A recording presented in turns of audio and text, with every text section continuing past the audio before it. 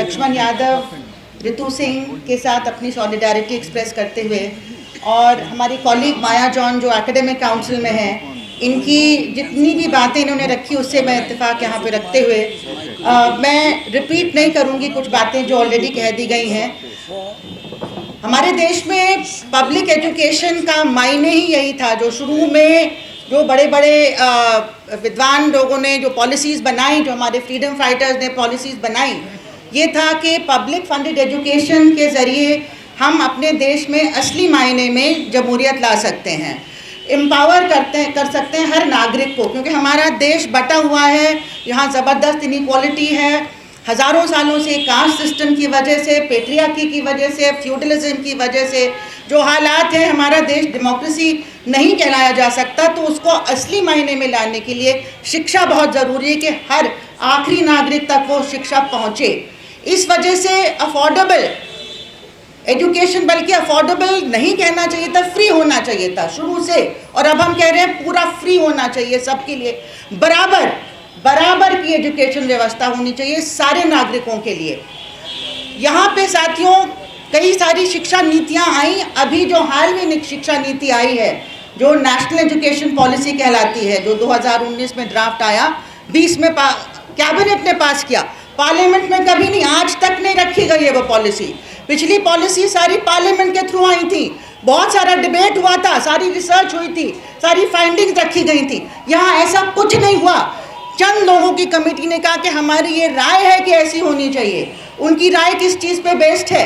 क्या हमारे देश की जो ज़रूरत है कि हर नागरिक को एक्सेस हो, मिले एजुकेशन, वो देखा गया, गुणवत्ता देखी गई। क्या हम चाह रहे हैं कि हमारे एजुकेशन प्राइवेटाइज हो जाए? फिर कैसे आम जनता पढ़ पाएगी? क्या हम चाहते हैं कि हमारा एजुकेशन कॉर्पोरेटाइज हो जाए, वहाँ पे कोई डेमोक्रेसी ना रहे, सोचने की आज़ादी ना रहे, कोई डेमोक्रेटिक प्रोसीजर्स नहीं रहे? तो फिर हमारे टीचर अगर आज़ाद सोच के नहीं बन पाएंगे तो स्टूडेंट को कैसे ऐसे नागरिक बनाएंगे जो क्रिटिक कर सकते हैं, जो आज़ाद तरीके से अपनी बात को रख सकते हैं, जो मुद्दों को समझ सकते हैं और समाज में परिवर्तन ला सकते हैं? क्या शिक्षा नीति का मतलब मकसद ये है कि अमीर और अमीर हो जाए और गरीब पूरी तरह से कुएं में डाल दिया जाए? नहीं साथियों, तो ये पूरा एक जो रिवर्स आइडिया है। कभी भी किसी शिक्षा नीति का मकसद ये नहीं हुआ, लेकिन इस शिक्षा नीति से यही निकल के आ रहा है। शिक्षा नीति में शुरू से ही हमारी बहुत क्रिटिसिज्म थी। शुरू से ही हमने देखा कि जो हमारा कॉन्स्टिट्यूशनल कमिटमेंट है रिजर्वेशन का, बजाय कि उसको और ज़्यादा मजबूत किया जाए, क्योंकि वो ठीक से हमारे देश में इम्प्लीमेंट नहीं हो रहा है। हमारी यूनिवर्सिटीज़ में रिप्रेजेंटेशन ना के बराबर है SC ST OBC का। जब OBC रिजर्वेशन टीचिंग पोस्ट में आया, बहुत लेट जाके आया 2008 में, तब 2010 में रिक्रूटमेंट पूरी तरह से बंद कर दिया गया, फ्रीज कर दिया गया। तो किसको रोकने की कोशिश की जा रही थी? हमारी जो देश की जनता है 90%, वो आगे आने की जो उसके एस्पिरेशन थे उसी का गला घोटा जा रहा था। तो पहले भी बहुत सारी प्रॉब्लम्स थी, लेकिन इस शिक्षा नीति ने तो उस पर पूरा छाप लगा दिया है। चैप्टर 14 है शिक्षा नीति में, जहाँ पे इन्होंने बात की है सोशल जस्टिस की, थोड़ी एक लाइट किस्म से सोशली डिप्राइव ग्रुप्स या कुछ ऐसा नाम दिया है। कहीं भी रिजर्वेशन की बात नहीं है। कहाँ है रिजर्वेशन को की तरफ कमिटमेंट साथियों? दूसरा ये है कि अगर शिक्षा इतनी महंगी हो जाएगी, कोई फंडिंग की बात नहीं है, अगर शिक्षा इतनी महंगी हो जाएगी, प्राइवेट हाथों में चली जाएगी, तो फिर जाहिर है कि जो मार्जिनलाइज सेक्शन के बच्चे हैं वो बिल्कुल नहीं आ पाएंगे। और यही हो रहा है। नीति में तो ये लिखा था, हमने क्रिटिसाइज किया, लेकिन जो हमारे ऊपर गुजर रही है, जब ये नीति थोपी गई है पूरे देश में, हमारी यूनिवर्सिटी, दिल्ली यूनिवर्सिटी जो सबसे बड़ी यूनिवर्सिटी एक तरीके से पूरे देश में सबसे बड़ी सेंट्रल यूनिवर्सिटी मानी जाती है, वहाँ पे अभी जैसे माया ने बताया कि कौन पढ़ाएगा, क्या पढ़ाएगा, उसके बारे में माया ने बताया। कैसे टीचर रिक्रूटमेंट में ज़बरदस्ती 2018 में इंटरव्यू को 100% वेटेज दे दिया, 100%। पहले, इसके पहले सिर्फ 20% वेटेज मिलता था, जो UGC रेगुलेशन में लिखा था, पिछली सरकार जो लाई थी। इस सरकार ने बदल के उसको 100% कर दिया। अगर 100% अगर इंटरव्यू का वेटेज होगा तो इंटरव्यू की कमेटी, जो सिलेक्शन कमेटी, मनमानी करेगी और उसमें hand picked nominees vice chancellor आते हैं और दूर दूर से जहाँ पे हमने नाम भी नहीं सुना है कई दफ़ा उन यूनिवर्सिटीज़ का, वहाँ से प्रोफेसर आ रहे हैं और यहाँ बैठ के तय करेंगे, एक लिस्ट दी जाती है उनको, इनको लगाना है बस, चाहे उनका मेरिट कुछ भी हो। तो अभी लक्ष्मण यादव का उदाहरण दिया गया, ऐसे 1000 से ज़्यादा मैं मानती हूँ कम से कम 1500 ऐसे केसेस हैं जहाँ पे हमारे बेहतरीन टीचर्स को, जो पूरी यूनिवर्सिटी को बनाए, उसका वर्चस्व बचाया था, उन्होंने बनाया था, उनको निकाल दिया गया। और वो कॉलेजेस जहाँ से ऐसे लोग निकाले गए, 80% ऐसे टीचर्स निकाले गए। हंसराज कॉलेज जो एक टॉप कॉलेज माना जाता है, वो पूरी तरह से अब गिर गया है उसकी गुणवत्ता।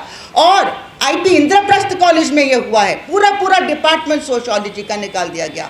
इंग्लिश डिपार्टमेंट में ज़्यादातर लोग निकाल दिए गए, हिस्ट्री में आधे निकाल दिए गए। रामजस कॉलेज जो टॉप कॉलेज होता था, वहाँ पे 80 से 90% लोग निकाल दिए गए।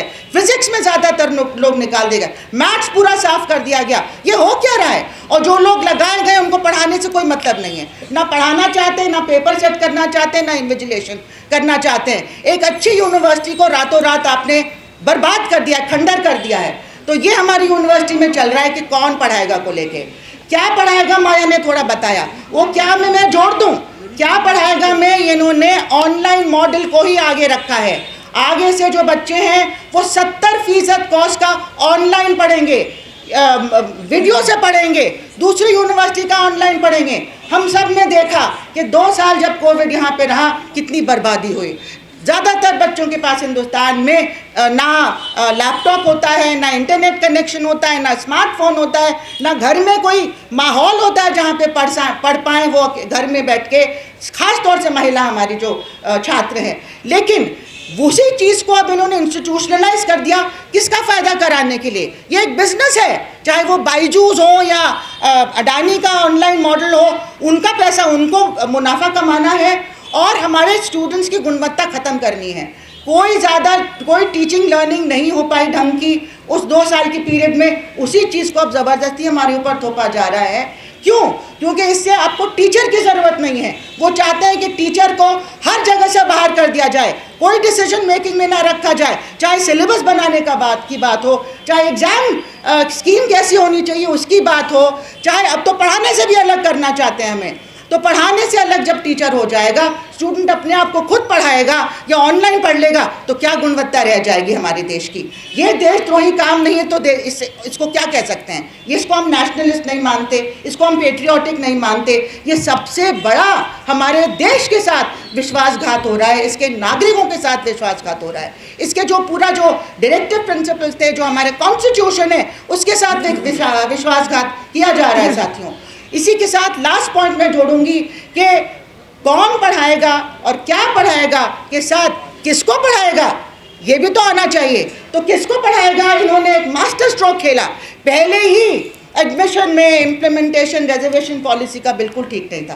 पहले ही आप देखते थे कि जो बच्चे स्कूल में कोचिंग लेके अच्छा कर लेते थे या जिनके घर के हालात अच्छे होते थे, वो ज़्यादा अच्छा कर पाते थे। और मार्क्स के बेसिस पे जिनको एडमिशन दिया जा रहा है, वो अपने आप में उसमें हमें लगता था कि नाइंसाफ़ी एक तरीके से है।